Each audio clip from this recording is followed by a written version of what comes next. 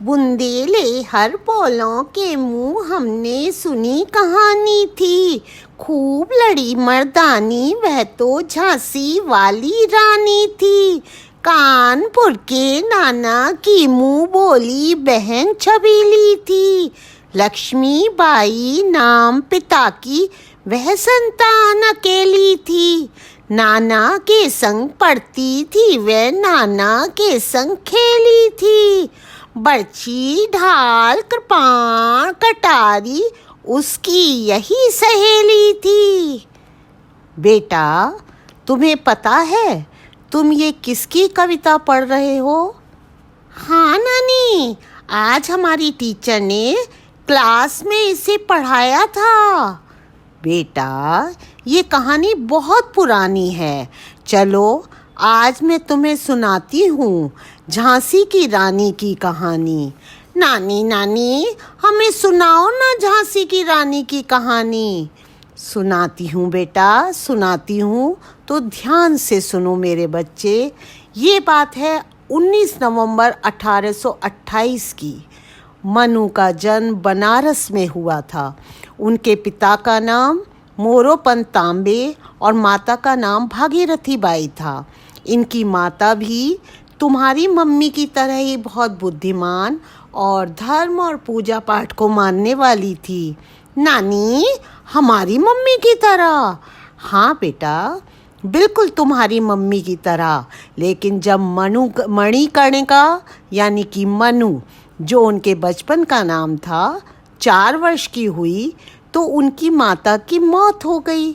इसलिए उनके पिता, जो पेशवा बाजीराव द्वितीय के यानी सेकंड पेशवा के दरबार में राजा की नौकरी करते थे, अपने साथ मनु को ले जाने लगे। अब बेटा, दरबार में उनकी चंचलता को देखकर सब उन्हें प्यार से छबीली कहने लगे। यहाँ तक कि बचपन में ही उन्होंने शास्त्रों और शस्त्रों की शिक्षा ले ली। और वहीं पर बचपन में ही मनु नाना साहब और तात्या टोपे जैसे साथियों के साथ खेलने लगी, या ये कहना चाहिए कि वो लड़ाई का हुनर सीखने लगी। तो फिर नानी, मनु बचपन में ही बहुत होशियार हो गई होगी, तो उसने तभी अंग्रेजों से लड़ाई करी थी नानी। नहीं नहीं बेटा, 12 वर्ष की होते होते मनु का विवाह सन 1842 में जन्मपत्री मिल जाने के कारण झांसी के राजा गंगाधर राव नेवालकर, जो कि मराठी थे ना, तो उनके साथ हो गया और वो झांसी की रानी बन गईं और उन्हें महारानी लक्ष्मीबाई कहलाया जाने लगा। अरे नानी, इतनी जल्दी शादी? नहीं बेटा, ये उस वक्त की बात है, अब ऐसा नहीं होता। और इतना ही नहीं, रानी ने 1851 में राजकुंवर दामोदर राव को जन्म दिया, यानी उनके एक बेटा हुआ।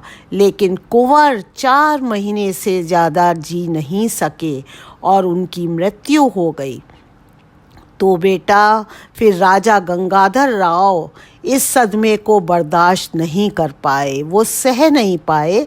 लेकिन फिर भी उन्होंने 1853 में, जो उनके दूर के भाई थे, जैसे तुम्हारे कज़िन होते हैं ना, हाँ, इसी तरह उनके दूर के भाई थे आनंद राव, तो उनसे उनका बेटा गोद लेने का निश्चय किया और वो अपने पुत्र की याद में उसको भी दामोदर राव कहने लगे। तो क्या नानी, दामोदर राव उनके बाद राजा बन गए थे?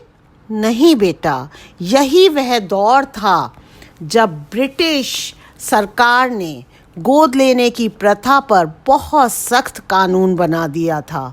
लेकिन फिर भी ईस्ट इंडिया कंपनी का जो एजेंट था ना, मेजर एलिस, उसकी मौजूदगी में, क्योंकि रानी को मालूम था कि कोई भी गड़बड़ अंग्रेजी सरकार कर सकती है, तो उन्होंने मेजर एलिस की मौजूदगी में गोद लेने की जो रस्म थी उसको करा।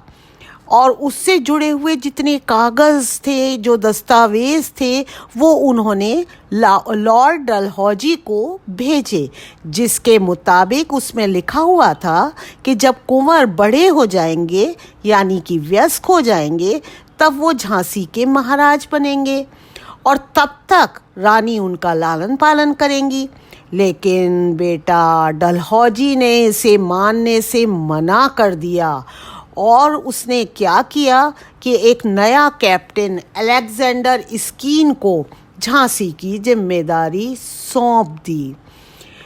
इसके बाद भी बेटा रानी ने कई बार कोशिश की और जो अंग्रेजी सरकार थी उससे संपर्क साधने की भी कोशिश की, लेकिन कोई फ़ायदा नहीं निकला। तो फिर नानी, फिर क्या हुआ? वो राजा नहीं बन पाए।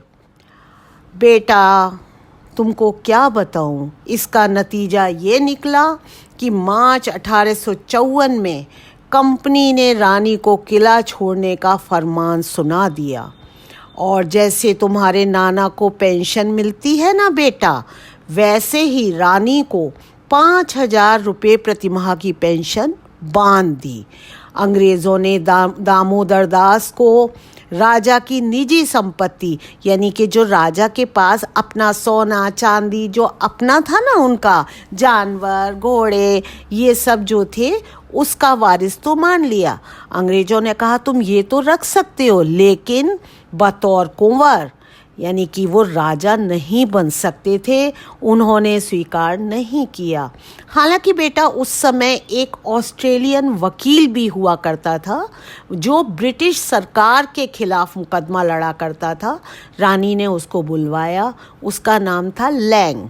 तो रानी ने अपने दत्तक पुत्र यानी दामोदर राव के खिलाफ जो होने वाला अन्याय था उसके खिलाफ उन्होंने एक याचिका दायर की। याचिका कहते हैं बेटा, कोर्ट में उन्होंने एक अर्जी लगाई, एक एप्लीकेशन लगाई। लेकिन बेटा रानी का एक ही जवाब था, मैं अपनी झांसी नहीं दूंगी, क्योंकि अंग्रेज उनसे झांसी चाहते थे। रानी ने बराबर कहा कि मैं अपनी झांसी नहीं दूंगी और रानी ने पेंशन लेना भी अस्वीकार कर दिया, मना कर दिया। और रानी एक छोटे से महल यानी रानी महल में रहनी चली गई। उन्हें किला छोड़ देना पड़ा क्योंकि अंग्रेज़ों ने उनकी बात को नहीं माना। नानी, तो जब रानी ने अंग्रेज़ों की बात नहीं मानी फिर क्या हुआ? हाँ बेटा, इन सब बातों से रानी को ये तो समझ आ ही गया था कि यदि झांसी का आत्मसम्मान वापस दिलाना है तो देर सवेर ही सही पर ब्रिटिश फौजों से युद्ध तो करना ही पड़ेगा। लिहाजा रानी ने पुरुषों और महिलाओं को सैन्य शिक्षा देकर उन्हें सेना के लिए तैयार कर लिया। तो फिर नानी, अब तो सेना बहुत बड़ी हो गई होगी। हाँ बेटा बिल्कुल, क्योंकि कुंवर के 7 वर्ष होने पर रानी ने जनेऊ संस्कार के बहाने क्या किया, जैसे तुम्हारा जनेऊ हुआ था ना बेटा। हाँ नानी, हाँ तो वैसे ही रानी ने दामोदर के जनेऊ के बहाने सबको आमंत्रित किया, इनवाइट कर दिया और उनको इकट्ठा किया और अंग्रेज़ी फ़ौजों के प्रति नाराज़गी भी प्रकट की बेटा। उसके बाद बेटा क्रांति के लिए 1857 में तात्या ने तात्या टोपे थे ना जो मैंने तुम्हें पहले बताया था, तो तात्या टोपे ने एक खत भेजकर ये निर्णय लिया कि बगावत का बिगुल यानी लड़ाई की शुरुआत 31 मई 1857 को फूंक दी जाएगी। लेकिन मंगल पांडे, जैसा कि मैंने तुम्हें पहले भी बताया था, उसके द्वारा 10 मई को ही विरोध की चिंगारी भड़क गई। तो नानी फिर रानी झांसी ने क्या किया? बेटा जब क्रांतिकारी झांसी पहुंच गए तो रानी ने उनसे वायदा किया कि वो अपने पास से 3 लाख रुपए देने की हामी उन्होंने भर दी। और हुआ फिर ये मेरे बेटे कि क्रांतिकारियों के डर से अंग्रेज अफसरों ने किले को छोड़ दिया, क्योंकि क्रांतिकारी पहुंच गए थे वहाँ पर। तो अंग्रेज़ डर गए थोड़ा और उन्होंने किले को छोड़ दिया और झांसी फिर से रानी के कब्ज़े में आ गई। लेकिन बेटा उसी समय में एक और राजा था, साथे खान, जो ओरछा का राजा था। तो वो भी इसी बीच में रानी से लड़ने आ गया, लेकिन रानी ने उसे भी खदेड़ दिया। नानी नानी, इसका मतलब फिर झांसी तो रानी के पास ही रही ना नानी, वो तो अंग्रेजों के पास नहीं गई। नहीं बेटा, ऐसा नहीं था, बल्कि कई बार अंग्रेज़ों ने रानी को आत्मसमर्पण यानी खुद को अंग्रेज़ों को देने की बात कही, सौंप देने की बात कही। लेकिन जानते हो बेटा रानी ने क्या कहा? मैं अपनी झांसी नहीं दूंगी और ना ही आत्मसमर्पण करूंगी। तो बेटा उसके बाद जो था वो 23 मार्च 1858 को ब्रिटिश फ़ौजों ने एक बार फिर आक्रमण किया। लेकिन रानी ने भी दिल्ली के राजा बहादुर शाह, अजीमुल्ला, राजा मर्दन सिंह और तात्या टोपे के साथ लड़ाई करी और योजना बनाई। लेकिन बेटा 30 मार्च को किले पर अंग्रेज़ों ने भारी बमबारी कर दी। हालांकि बेटा एक बात और थी कि तात्या टोपे भी अपने 20,000 सैनिकों के साथ वहां पहुंच गए। बताया जाता है कि 7 दिन तक भारी लड़ाई चली, लेकिन अंत में बेटा सेना किले में घुसने में सफल हो गई। तो फिर नानी, अब झांसी की रानी मर गई? नहीं बेटा, रानी ने दामोदर को अपनी पीठ से बांधा और सेना की टुकड़ी के साथ निकल पड़ी झांसी से।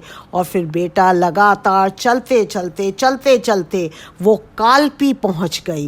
लेकिन बेटा ग्वालियर का राजा अंग्रेज़ों से मिला हुआ था, तो अंग्रेज़ी सेना भी पता लगाकर उसके पास पहुंच गई, उनके पीछे पीछे वहाँ पर पहुंच गई।